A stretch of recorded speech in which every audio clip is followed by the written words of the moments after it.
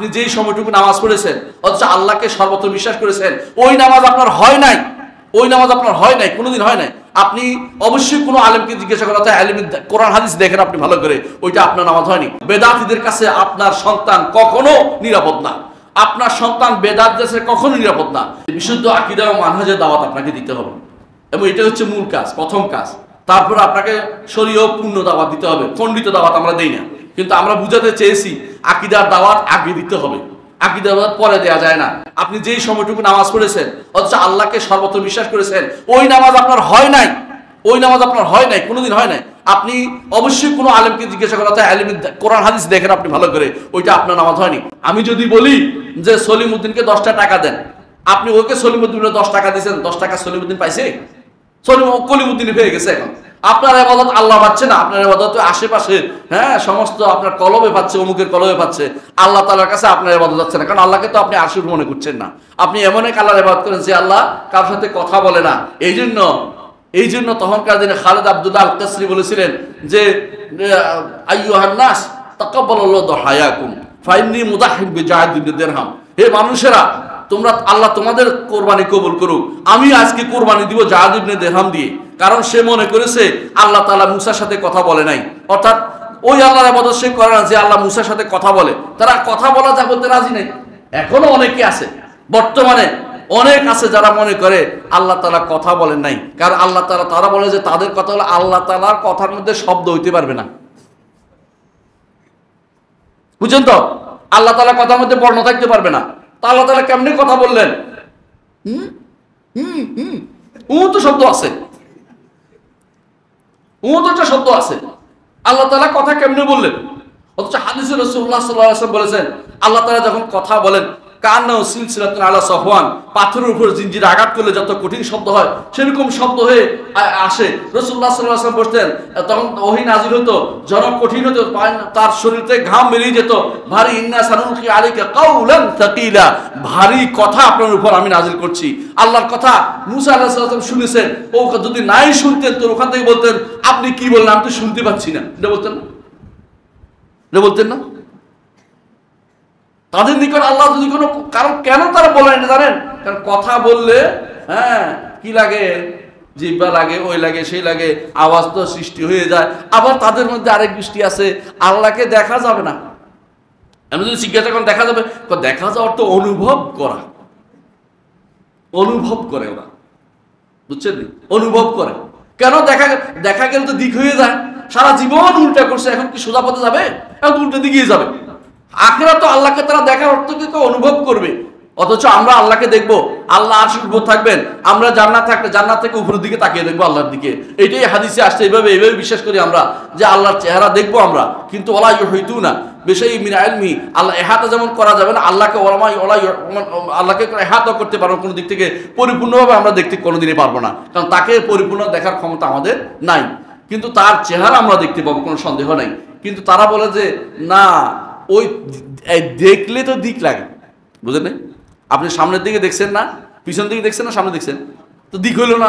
ও দিক তো সারা জীবন বিরোধিতা করে আসছে, আল্লাহ আরশের উপর নাই, সুতরাং এখন কেন দিক হবে? দিক নাই, দিক নাই বুঝানোর জন্য আল্লাহর অনুভব হবে। আরে মারবুল কোরআনের মধ্যে লিখছে, এটা আপনি তো আশ্চর্য হবেন, এরা এটা লিখতেছে।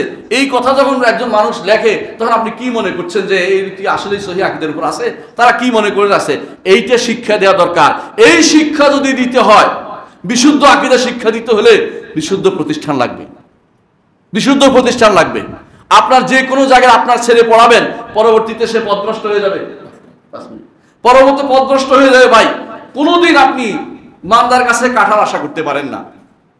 মান্দার কাছে কাঁঠাল হয় না, বুঝছেন? কাঁঠাল গাছে কাঁঠাল হইতে হয়। আপনাকে যদি কোনো বিশুদ্ধ আকীদা ও মানহাজের প্রতিষ্ঠান তৈরি আপনি না করেন, আপনার প্রচেষ্টা এমনি চলে যাবে। যত টাকাই খরচ করেন, ওই শেষ পর্যন্ত উল্টাটাই শিক্ষা দিবে।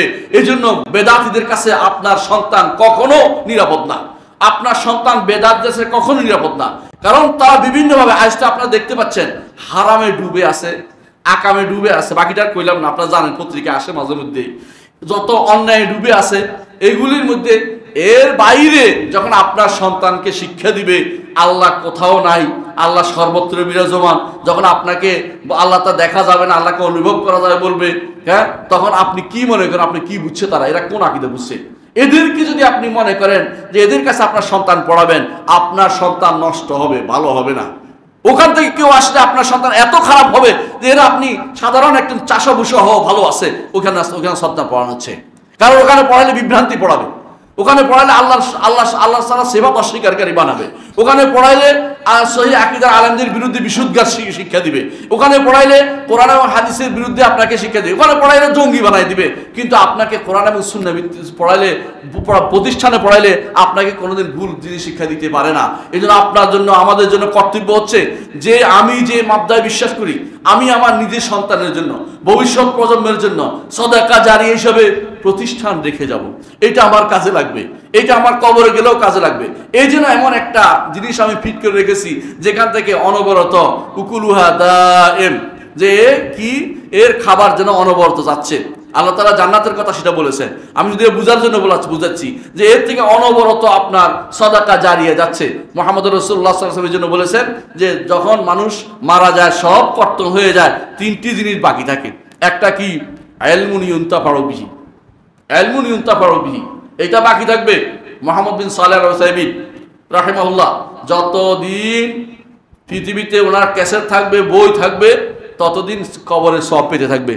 ইবনে তাইমিয়া তার সন্তান ছিল না, কিন্তু রাহমাতুল্লাহ আলাইহি আমরা বলতেছি দেখছেন তো কত বছর পরে, 700 বছর পরে এসেও তার রহমতুল্লাহ পাচ্ছে, এবং ইনশাআল্লাহ কিয়ামত পর্যন্ত রহমতুল্লাহ পাবে।